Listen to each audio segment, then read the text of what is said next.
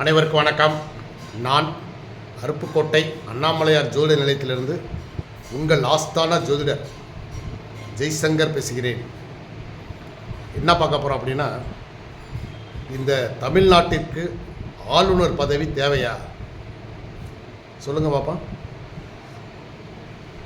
ஒருத்தர் தேர்தலில் நின்று எந்த ஒரு சப்போர்ட்டுமே இல்லாமல், அரசியல் அனுபவம் கொஞ்சம் கூட இல்லாமல், புதிதாக வந்து 60 வருட பாரம்பரியமிக்க திராவிட கட்சிகளை ஊழலில் ஊறி திளைத்த, ஊழலில் எத்தனை பரிமாணங்கள் இருக்கோ அத்தனை பரிமாணங்கள்லேயும் ஊறி திளைத்த 2 பெரிய திராவிட கட்சிகளை தனி ஒரு மனிதனாக வீழ்த்திருக்காங்கன்னா, நீங்கள் அதை இருந்துக்கிட்டு அவருக்கு ஆட்சி அமைக்கிறதுக்கு இப்போ ஒரு வாரமாக இழுத்து அடிச்சுக்கிட்டே இருக்கீங்க.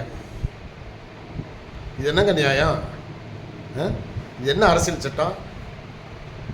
உங்கள் வீட்டு பாத்ரூமில் வந்து அவர் வந்து இத்தனை எம்எல்ஏக்கள் எங்களுக்கு ஆதரவு கொடுக்குறாங்கன்னு லிஸ்ட்டு கொடுக்கணுமா? 2 தடவை வந்துட்டார் உங்கள் வீட்டுக்கு. கவர்னர் மாளிகைக்கு 2 தடவை வந்துட்டார், எங்களுக்கு ஆட்சி அமைக்க வாய்ப்பு கொடுங்க அப்படின்னு. எப்பயுமே எந்த ஒரு கட்சி தனிப்பெரும்பான்மையாக முதலிடத்தில் வெற்றி பெறுதோ அந்த கட்சிக்கு மெஜாரிட்டி இல்லாட்டா கூட அதிகமான எம்எல்ஏக்கள் இருக்காங்கன்ற ஒரே காரணத்துக்காக இதுக்கு முன்னாடியெல்லாம் அப்படி தான் நடந்திருக்கு. முதல்ல அவங்கள தான் ஆட்சி அமைக்க கூப்பிடுவாங்க. அப்புறம் நீங்கள் மட்டும் எல்லா எம்எல்ஏக்கள் 118 எம்எல்ஏக்களுடைய அந்த ஆதரவு கடிதத்தை வாங்கிட்டு வாங்க, இல்லை அவங்கள கூட்டுவாங்கன்னா என்ன அர்த்தம்? இதை வந்து எங்கே நிரூபிக்கிறது? உங்கள் வீட்டிலையா? கவர்னர் மாளிகையில் நிரூபிக்கிறது? தமிழக சட்டமன்றத்திலாங்க நியமிக்கணும். சட்டமன்றத்துக்கு தான் அதிகமான பவர் இருக்குது, கவர்னர் மாளிகைக்கெல்லாம் இல்லை. இதுக்கு முன்னாடி ஊழல் கட்சிகளை கவர்னர் வந்து நிறைய மசோதாக்களை திருப்பி விட்டது, அதெல்லாம் நாங்கள் ஏற்றுக்கிறோம். ஆனால் எந்த ஒரு இதுவுமே இல்லாமல் புதுசாக வந்திருக்கார். அவர் எப்படி ஆட்சி பண்ண போகிறாருங்கிறத அவருடைய திறமையை பொறுத்து தான் நம்ம இனிமேல் தான் பார்க்க முடியும். அதில் மு.க. ஸ்டாலின் அவர்கள் ஒரு நல்ல கருத்து ஒன்று சொல்லியிருக்காரு. புதிதாக பதவியேற்க போகும் விஜய்க்கு நாங்கள் தொந்தரவு கொடுக்க மாட்டோம், ஒரு 6 மாதங்கள் நாங்கள் வெயிட் பண்ணி பார்ப்போம், அவருடைய செயல்பாடுகள் எப்படி இருக்குது, மக்கள் நல திட்டங்களை, மற்ற திட்டங்களை விட்டுருங்க, மக்கள் நல திட்டங்களை தொடர்ந்து அமல்படுத்துகிறாரா என்று நாங்கள் பார்ப்போம் அப்படின்னு சொல்லியிருக்காரு. அது நல்ல ஒரு தரமான ஒரு நல்ல தலைவருக்கு அழகு. ஆனால் எடப்பாடி மிகப்பெரிய கிரிமினல். அவர் பாருங்க, தான் தோத்துட்டோம்னு அந்த ஒரு இதை வெளியே காட்டாமல் எம்எல்ஏ பூரா புதுச்சேரி கொண்டு கடத்தி வச்சுக்கிட்டு எப்படி வேலையை கட்டுறாரு பார்த்தீங்களா? நான் ஒன்று கேட்குறேன், கே.ஏ. செங்கோட்டையன் அவர்களை நீங்கள் என்ன செய்கிறீங்க? என்னத்தை பிடுங்குறீங்க? உங்கள் வேலை என்ன? நீங்கள் ஏடிஎம்கேலேருந்து வந்தவர் தானே, எவ்வளோ பேர் கூட பழைய வச்சுருக்கீங்க? பூரா அவங்க சொந்தக்காரங்க தான், பூரா மாமா மச்சங்க தான் நிறைய ஜெயிச்சிருக்காங்க. அவங்களுக்கெல்லாம் போன போட்டு ஆதரவு கொடுங்கன்னு சொல்லி கேட்கிட்டு வாங்க வேண்டியதானே? நீங்கள் முதல்ல களத்தில் இறங்கி வேலை பார்த்தீங்கன்னா உங்கள் தலைவர் ஏன் இப்படி பாவம் இங்கிட்டு அங்கிட்டு? அவர் இளம் தலைவருங்க, அவருக்கு என்ன அனுபவம் இருக்குது? உங்களுக்கு 50-60 அனுபவம் இருக்குது. நீங்கள் இருங்க தலைவரை, நான் கொண்டு வரேன் ஆளுங்கள்ன்ட்டு ஒரு 10 பேர் 20 பேரை உங்களால் இழுக்க முடியலையா? சொல்லுங்கள் பாப்பா. ஏன் இழுத்து உங்கள் கட்சியில் சேர்த்துட்ற வேண்டியதானே? இன்றைக்கி அதுக்கு இடம் இல்லாமல் அந்த எடப்பாடி கிளீனாக கொண்டு போயிட்டார் பார்த்தீங்களா? இனி அவங்க எப்போ வருவாங்க? சட்டமன்றத்தில் அந்த ஓட்டெடுப்பு நடக்கிறப்ப வருவாங்க. அப்போ நீங்கள் என்ன செய்கிறீங்க? சும்மா தளபதி விஜய் இப்படி வால் மாதிரியே பின்னாடியே இருந்துக்கிட்டா என்ன போதுமா? உங்கள் வேலையை, உங்கள் திறமையை நீங்கள் காட்ட வேணாமா? இது என்னுடைய கோபம் இல்லைங்க. இங்கே உங்களை நம்பி உங்களுக்கு ஓட்டு போட்டாங்க பாருங்க, அந்த மக்களுடைய கோபம், அந்த இளைஞர்களுடைய கோபம். சரியா? இப்போ நடந்துகிட்டே இருக்கிறது ஆளுநர் மாளிகைக்கு இது அழகல்ல. முதல்ல வந்து ஏன்னா இவ்வளோ ஓட்டு வித்தியாசத்தில் இதுக்கு முன்னாடி எந்த ஒரு கட்சியுமே தொடங்கின முதல் ஆண்டுலேயே முதல் தேர்தல்லையே இவ்வளோ ஓட்டு வாங்கினதா தமிழகத்தில் சரித்திரம் இல்லை. ஆந்திராவில் என்.டி. ராமாராவ் அவர் முதல் தேர்தல்லையே 46% வாங்கினார். அவரும் கட்சி தொடங்கி 2 வருஷத்தில். இப்போ இவர் மாதிரி விஜய்க்கு முன்னோடி அவர் தான். எம்ஜிஆர் கூட 4 வருஷம் கழித்து தான் தேர்தலை சந்திக்கிறார். பொது தேர்தல், இடைத்தேர்தல்களை சந்தித்தார், ஜெயிச்சார், அது வேற. ஆனால் அவர் கூட வாங்கின ஓட்டு வெறும் 33%. அது கூட்டணி வச்சு தான் அவர் ஜெயித்தார். எம்ஜிஆர் தனி பவர் இருக்குது, இருந்தாலும் கூட்டணி கட்சிகளுடைய பலம்ன்றது அதில் 33% ஒரு 3% இருக்கும். அவர் வாங்கினது 30.69 நம்ம தான் தனிப்பட்ட முறையில் ஏடிஎம் அண்ணா திராவிட முன்னேற்ற கழகம். அப்போ அண்ணா திராவிட முன்னேற்ற கழகத்தில் இருக்கக்கூடிய அந்த எம்எல்ஏக்கள் எல்லாருமே வந்து இன்னைக்கு நாட்டு நலனை நினைத்து ஒரு கிட்டத்தட்ட ஒரு நல்ல ஒரு எம்ஜிஆர் அளவுக்கு ஒரு ஃபேமஸான ஒரு நடிகர் வந்துட்டார். இப்போ அரசியலுக்கு வந்துட்டார். வந்து சும்மா வெறும் பேச்சளவில் இல்லை, எத்தனையோ பேர் தான் வந்தாங்க அரசியலுக்கு. நடிகர் சிவாஜி கணேசன் வந்தார், விஜயகாந்த் வந்தாங்க, ஏகப்பட்ட நடிகர் சிரிப்பு நடிகருமோ கொண்டு எல்லோரும் வந்துட்டாங்க அரசியலுக்கு. ஆனால் விஜய் போல் சாதிக்க முடிஞ்சிச்சா? எம்ஜிஆருக்கு அடுத்தபடியாக விஜய் தான் சாதிச்சிருக்காரு. எல்லாரும் எம்ஜிஆரை நினச்சிக்கிட்டு தான் அரசியலுக்கு வந்தாங்க. அப்போ யாராலும் சாதிக்க முடியாத ஒருத்தரை வந்து நீங்கள் ஊக்குவிக்க வேண்டாமா? உங்களுக்கு ஒரு 15 நாள் டைம் தராங்க, நீங்கள் முதல்வராக பதவி ஏற்றுக்கோங்க. ஆனால் 15 நாளைக்குள்ளே நீங்கள் 118 ஆட்சி அமைக்க தேவையான 118 எம்எல்ஏக்களை நீங்கள் 15 நாளைக்குள் நீங்கள் மெஜாரிட்டி காட்டுங்க அப்படின்னு சொன்னீங்கன்னா உங்களுக்கு அழகு, ஆளுநருக்கு அழகு. அப்படி தான் இது வரைக்கும் உள்ள பாரம்பரியம் நாங்களாம் அப்படி தான் பார்த்துருக்கோம். ஒரு 30-40 வருடங்களாக இந்திய தேர்தல் எல்லாம் பார்க்குறப்ப எல்லா மாநிலங்களையும் சில நேரம் இந்த மாதிரி நடந்திருக்கு, இதே போல் சூழ்நிலை. அப்போ அந்த கவர்னர்கள் அந்த மாதிரி நடந்திருக்காங்க. நீங்கள் வந்து என்ன புதுசாக வந்துக்கிட்டு 118 எம்எல்ஏவுடைய அந்த அவங்ககிட்ட கையெழுத்து வாங்கிட்டு வாங்க அல்லது ஆளை நேரில் கொண்டு வாங்கன்னா என்னங்க அர்த்தம் சொல்லுங்கள்? ஒரு சாதாரண குடிமகனுடைய ஒரு ஆதங்கம் இது.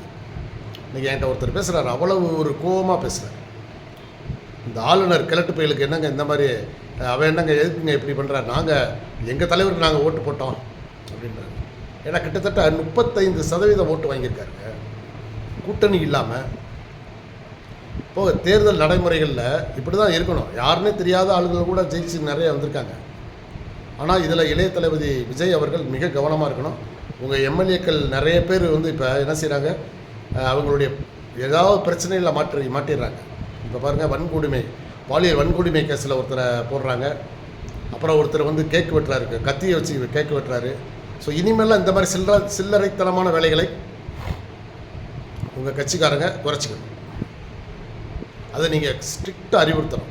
பெண்களுக்கு பாதுகாப்பு மிக முக்கியம், இல்லைன்னா பேர் கிட்ட போயிடுறாரு. போக நீங்கள் வரவும் எப்படி நீங்கள் தான் ஆட்சி அமைக்க போகிறீங்க, அதில் ஒன்றும் மாற்றமே இல்லைங்க. அண்ணாமலையார் ஜோடி நிலையத்திலேருந்து இன்றைக்கி சொல்கிறேன், நீங்கள் தான் ஆட்சி அமைக்க போகிறீங்க. உங்களுக்கு பெரிய கட்சியில் இருந்து உங்களுக்கு தேவையான ஆதரவு வந்துடும். இப்போது தேசிய கட்சிகள், கம்யூனிஸ்ட் கட்சிகளும் நாளைக்கு அவங்க பொதுக்குழு அவங்களுடைய சபையை கூட்டுறாங்க. ஸோ அவங்க கூட்டம் கூட்டி என்ன செய்வாங்க, உயர்நிலை கூட்டத்தை கூட்டுறாங்க. கூட்டி உங்களுக்கு ஆதரவாக கடிதம்லாம் கொடுப்பாங்க. எதிர்பாராத இடத்துலேருந்து உங்களுக்கு சில எம்எல்ஏக்கள் ஆதரவு கொடுப்பாங்க. ஆனால் கே.ஏ. செங்கோட்டையனுக்கு இது அழகே இல்லைங்க. நீங்கள்லாம் என்னங்க எவ்வளோ அனுபவசாலி நீங்கள். ஒரு 20 பேரை கூட உங்கள் இப்போ ஒரு 10 பேரை உங்கள் சொல்லு கேட்க மாட்டாங்களா? இப்போ அவங்களுக்கு நல்லது தானே. இப்போ உங்களுக்கு இனி அடுத்து நிரந்தரமாக விஜய் மட்டும் நல்ல ஆட்சி கொடுத்தாருன்னா நிரந்தரமாக வந்து அவர் பதவியில் இருப்பார். அப்போ வர்ற எம்எல்ஏக்களுக்கும் அவங்களுக்கு வாழ்நாள் பூரா அவங்களும் எம்எல்ஏயாக அடுத்தடுத்து வர்ற வாய்ப்பு இருக்குல்ல. இது கூடவா உங்களுக்கு வந்து சொல்லித்தரணும் செங்கோட்டையன் அவர்களே? இப்படிலாம் இருந்தீங்கன்னா உங்கள் கட்சிக்காரங்களும் உங்களை முதல்ல ஒதுக்கி வச்சுருவாங்க. நீங்கள் உங்கள் திறமையை காமிச்சு இந்த பாருங்க, என்னால் தாங்க நான் ஒரு விஜய்க்கு மிகப்பெரிய பக்க பலமாக இருக்கிறேன் என்று நீங்கள் காட்ட வேணாமா? சொல்லுங்கள். ஸோ அதனால் அனைவரும் உங்கள் கட்சியில் இருக்கக்கூடிய நல்ல அனுபவசாலிகள் நிறைய இருக்கீங்க. நீங்கள் அனைவருமே முயற்சி பண்ணி, ஆளுக்கு ஒரு பக்கம் முயற்சி பண்ணி எங்கிட்ட வந்து திரு இளைய தளபதி விஜய் அவர்களை முதல்வர் சீட்டில் உட்கார வைங்க. இல்லைன்னா ஆளுக்கு பந்தாடிடுவாங்க. ஏன்னா சாதாரண ஆளுகளில் சினிமா வில்லைங்கள்லாம் சினிமாலே நம்ம வந்து பார்க்குறோம், வில்லைங்க ரொம்ப கடுமையாக இருக்காங்க. ஆனால் அவங்க வந்து சினிமாவில் நடிக்கிறாங்க. ஆனால் நிஜத்தில் இருக்கக்கூடிய இந்த எதிரிகளை நீங்கள் சமாளிப்பது மிக கஷ்டம். ஏன்னா அரசியல் இது வந்து நேரடி. இவங்க ஊழல்லையே தலைச்சவங்க. அப்போ இவங்களுக்கு எல்லா வழிகளும் தெரியும். இவங்க வந்து என்னென்னா ரவுடிசம் தெரியும், எல்லாமே தெரியும். ஸோ அதனால் வந்து நீங்கள் உங்கள் கட்சிக்காரர்களை மிக நல்லவர்களாக தலைமையில் இருந்து கீழே தொண்டன் வரைக்கும் மிக நல்ல ஒரு கட்டுப்பாடுகளை விதிங்க.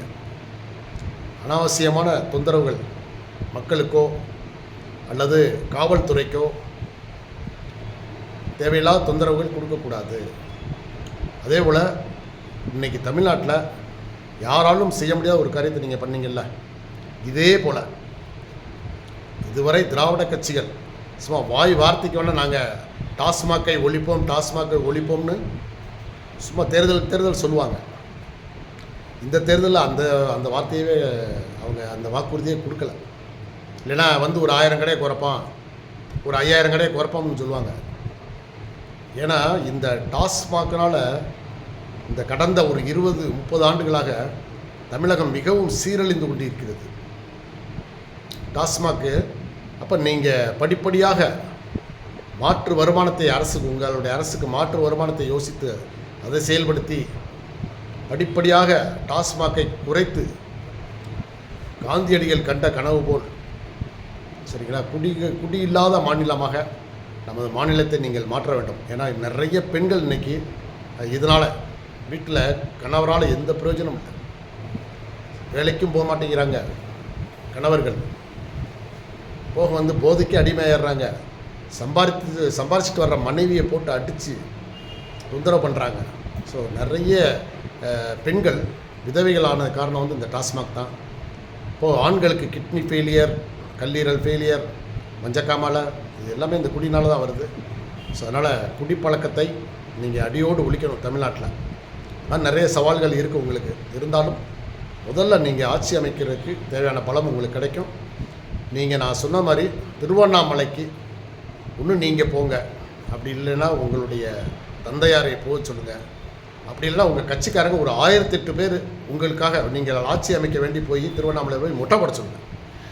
மொட்டை அந்த மொட்டையோடையே அவங்க 14 கிலோமீட்டர் கிரிவலம் சென்று வந்தால் உங்களை அசைக்கவே முடியாதுங்க. நீங்கள் தாங்க நிரந்தர முதல்வர். உங்களுக்கு ஆதரவுலாம் தேடி வந்துடும். ஸோ அதனால் நீங்கள் மிகச்சிறந்த ஒரு ஆட்சியை தமிழக மக்களுக்கு வழங்க வேண்டும் என்று அண்ணாமலையார் ஜோட நிலையம் சார்பாக உங்களுக்கு எனது மகிழ்ச்சியையும் எனது வாழ்த்துக்களையும் தெரிவித்துக் கொள்கிறேன். நன்றி, வணக்கம்.